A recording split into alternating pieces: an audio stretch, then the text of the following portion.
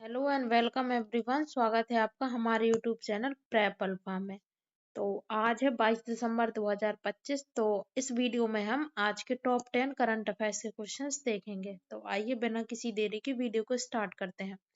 सबसे पहला क्वेश्चन है आज का। हाल ही में प्रधानमंत्री नरेंद्र मोदी ने कहा लोकप्रिय गोपीनाथ बोरदोलोई अंतर्राष्ट्रीय हवाई अड्डे के नए टर्मिनल भवन का उद्घाटन किया है। तो असम में अदानी ग्रुप द्वारा संचालित गोपीनाथ बारदोलोई इंटरनेशनल एयरपोर्ट का बड़े पैमाने पर विस्तार किया जा रहा है ताकि गुवाहाटी को पूर्वोत्तर भारत का प्रमुख विमानन केंद्र और दक्षिण पूर्व एशिया का प्रवेश द्वार बनाया जा सके। नव उद्घाटित टर्मिनल की वार्षिक यात्री क्षमता 1.31 करोड़ यानी कि 13.1 मिलियन है, जिससे यह पूर्वी भारत के सबसे आधुनिक हवाई अड्डों में शामिल हो जाता है। इस टर्मिनल को भारत का पहला नेचर थीम्ड एयरपोर्ट टर्मिनल बताया जा रहा है, जो टिकाऊ और यात्री अनुकूल डिजाइन में एक नया मानक स्थापित करता है। इसका केंद्रीय विषय है बैम्बू ऑर्किड्स, जो राज्य की प्राकृतिक पहचान को दर्शाता है। नेक्स्ट क्वेश्चन है आज का। हाल ही में नई दिल्ली में आयोजित द्वितीय WHO वैश्विक पारंपरिक चिकित्सा शिखर सम्मेलन के दौरान किसने भारत के प्रसिद्ध औषधीय पौधे अश्वगंधा पर एक स्मारक डाक टिकट जारी किया है? तो प्रधानमंत्री नरेंद्र मोदी जी ने। अब प्रधानमंत्री नरेंद्र मोदी जी से रिलेटेड रिवीजन के क्वेश्चंस। तो जो उद्घाटन वगैरह हुआ है उससे रिलेटेड, केरल के तिरुवनंतपुरम में भारत में के पहले ट्रांसशिपमेंट पोर्ट विजिंजम अंतरराष्ट्रीय बंदरगाह का उद्घाटन किया है पीएम मोदी ने।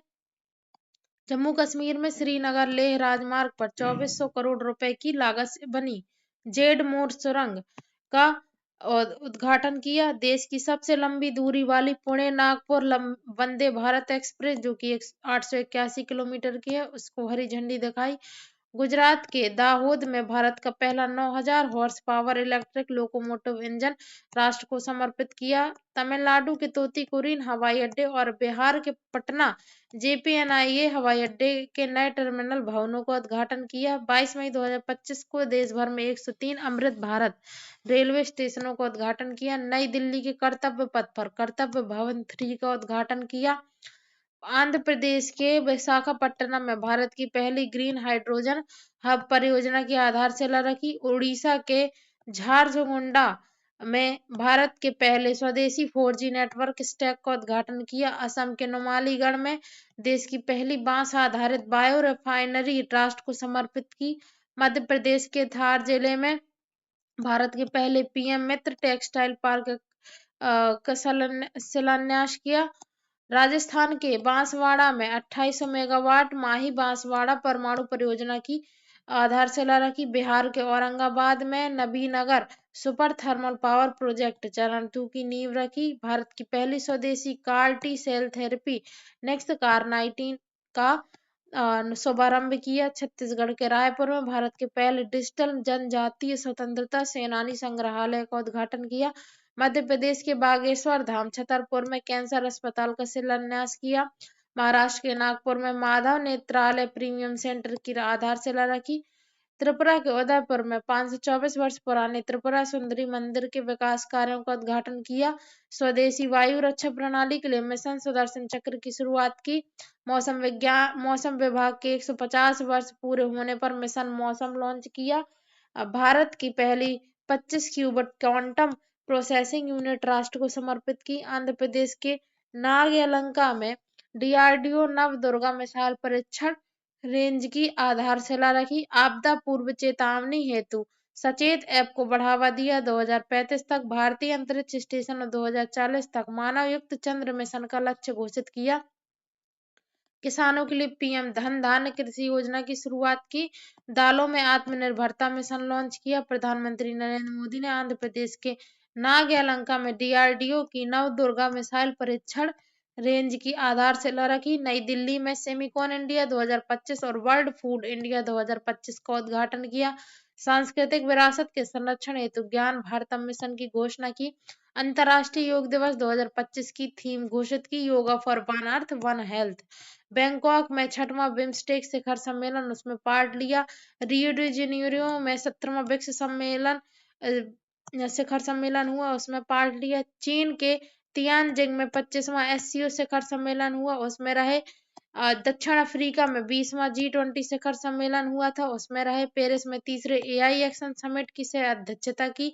मालदीव को 4,850 करोड़ रुपए की ऋण सहायता प्रदान की। भूटान में 1,020 मेगावाट पुनः तंसांगसू सेकंड जल विद्युत परियोजना का संयुक्त उद्घाटन किया। सिंगापुर के PM के साथ भारत मुंबई कंटेनर टर्मिनल का उद्घाटन किया। थाईलैंड के प्रधानमंत्री को डोकरा पीतल की मोर नाव भेंट की। और इंडोनेशिया जो कि जकार्ता में भगवान मुरुगन मंदिर का महाकुंभाभिषेक किया। अब जो उन्हें इम्पोर्टेंट देशों के नागरिक सम्मान मिल चुके हैं उनके बारे में देख लेते हैं जो 2025 में मिले हैं। तो श्रीलंका का मित्र विभूषण सम्मान, जिसका और त्रिनिदाद और टोबैगो का order of the Republic of Trinidad and Tobago है जिसका नाम। और ब्राजील का सर्वोच्च राष्ट्रीय सम्मान मिला है जिसका नाम है Collar of the National Order of the Southern Cross. और अब घाना का भी मिला है Officer of the Order of the Star of Ghana है जिसका नाम। साइप्रस का मिला है तो Grand Cross of the Order of Makarios 3, ये है साइप्रस के सर्वोच्च नागरिक सम्मान का नाम। मॉरिशस का भी मिला है तो grand commander of the Order of the star and की ऑफ द इंडियन ओशन, ये है मॉरिशस का राष्ट्रीय सम्मान का नाम। अर्जेंटीना का की टू द सिटी सम्मान भी मिला है। नामीबिया का order of the most ancient Welwitschia mirabilis का सम्मान भी मिला है। इथोपिया का मिला है ग्रेट ऑनर निशान ऑफ इथोपिया। और ओमान का मिला है ऑर्डर ऑफ ओमान। अब नेक्स्ट क्वेश्चन है, हाल ही में किसने रिस्पॉन्ड बास्केट 2025 जारी किया है जिसके तहत देश भर के विश्वविद्यालयों और शैक्षणिक संस्थानों के से अनुसंधान प्रस्ताव आमंत्रित किए गए हैं। तो भारतीय अंतरिक्ष अनुसंधान संगठन इसरो ने। अब इस पहल का उद्देश्य शैक्षणिक अनुसंधान को इसरो की वर्तमान और भविष्य की अंतरिक्ष मिशन आवश्यकताओं के साथ जोड़ना ताकि उन्नत वैज्ञानिक शोध सीधे राष्ट्रीय अंतरिक्ष लक्ष्यों में योगदान दे सके। प्रस्ताव 1 ग्रास पोर्टल के माध्यम से जमा किए जाएंगे। अब इसरो से रिलेटेड रिवीजन के क्वेश्चंस, तो वी नारायणन को वर्ष 2025 में इसरो का 11वां अध्यक्ष नियुक्त किया गया। साथ ही वे अंतरिक्ष विभाग के सचिव का कार्यभार भी संभाल रहे हैं। अब इसरो प्रमुख वी नारायणन ने एम मोहन को केरल स्थित द्रव प्रमोद प्रणाली केंद्र LPSC का नया निदेशक नियुक्त किया। इसरो दिसंबर 2025 में गगनयान कार्यक्रम का पहला मानव रहित परीक्षण मिशन जीवन लॉन्च करेगा जिसे LVM-3 रॉकेट द्वारा भेजा जाएगा। 29 जनवरी 2025 को इसरो ने श्रीहरिकोटा से GSLV F-15 के माध्यम से अपनी 100वीं ऐतिहासिक लॉन्चिंग पूरी की। इसरो ने 2030 तक मंगल ग्रह पर लैंडर और रोवर भेजने हेतु मंगलयान 2 मिशन की आधिकारिक घोषणा की। स्पेसएक्स मिशन के तहत इसरो ने PSLV C-60 रॉकेट से अंतरिक्ष में मानव रहित डॉकिंग तकनीक का सफल परीक्षण किया जिससे भारत यह क्षमता प्राप्त करने वाला दुनिया का चौथा देश बना। इसरो और नासा का संयुक्त पृथ्वी अवलोकन उपग्रह निसार 30 जुलाई 2025 को GSLV Mark 2 GSLV F-16 द्वारा लॉन्च किया गया जिसमें इसरो ने S बैंड रडार प्रदान किया। इसरो नवंबर 2025 में भारतीय नौसेना के लिए अपना सबसे भारी संचार उपग्रह CMS-3 यानी कि GSAT-7R को LVM-3 रॉकेट से लॉन्च करेगा। इसरो के विक्रम साराभाई अंतरिक्ष केंद्र ने पहला पूर्ण स्वदेशी 32 बिट माइक्रो प्रोसेसर विक्रम 32,001 का एक तथा कल्पना 3201 विकसित किया। इसरो ने लद्दाख के तसोकार क्षेत्र में चंद्रमा और मंगल के वातावरण जैसी परिस्थितियों का अध्ययन करने हेतु होप यानी कि human outer planetary exploration mission शुरू किया। इसरो अध्यक्ष वी नारायणन ने IIT मद्रास में Shri S Ramakrishnan thermal research centre का उद्घाटन किया। Wing commander Shubhanshu Shukla ISRO NASA के संयुक्त एक्सियोम 4 मिशन के तहत अंतरराष्ट्रीय अंतरिक्ष स्टेशन ISS की यात्रा करने वाले दूसरे भारतीय बने। इसरो के 5वें अध्यक्ष के कस्तूरी रंगन का वर्ष 2025 में 84 वर्ष की आयु में निधन हुआ। उन्हें वर्ष 2000 में पद्म विभूषण से सम्मानित किया गया था। 23 अगस्त 2025 को चंद्रयान 3 की सफलता की स्मृति में राष्ट्रीय अंतरिक्ष दिवस मनाया गया और इस वर्ष की थीम रही है आर्यभट्ट से गगनयान। अब नेक्स्ट क्वेश्चन है क्वेश्चन नंबर 4। हाल ही में भारत और किस देश ने अपने आर्थिक साझेदारी संबंधों को मजबूत करने की दिशा में एक महत्वपूर्ण कदम उठाते हुए संयुक्त व्यापार एवं निवेश समिति जिसे बोलते हैं joint trade and investment committee JTIC उसकी स्थापना की है? तो नीदरलैंड्स ने।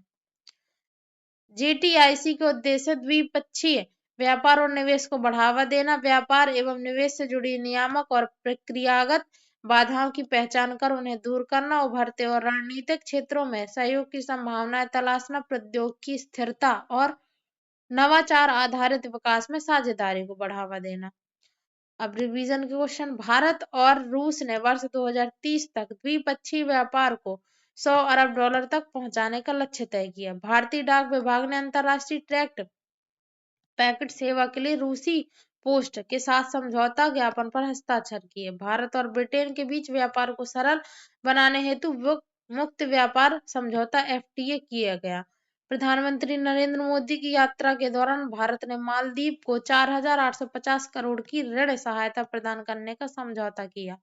भारत और नॉर्वे ने मिलकर भारत का पहला स्वदेशी पोलर रिसर्च वेसल PRV विकसित करने पर सहमति जताई। भारत और भूटान के बीच पहली सीमा पार रेलवे परियोजना कोकराझार गेलफू तथा बनारा बनारहाट समत से स्थापित करने पर सहमति बनी। भारत और इटली की ओलंपिक समितियों के बीच खेल प्रशिक्षण और बुनियादी ढांचे के साझा उपयोग हेतु समझौता हुआ। भारत की निजी कंपनी इंडीचेप और जापान की यूतोवा माइक्रो टेक्नोलॉजी के बीच आंध्र प्रदेश में सेमीकंडक्टर सुविधा स्थापित करने का समझौता हुआ। भारतीय सहकारी संस्था इफ्को ने ब्राजील में अपना पहला विदेशी नैनो उर्वरक संयंत्र स्थापित करने की घोषणा की।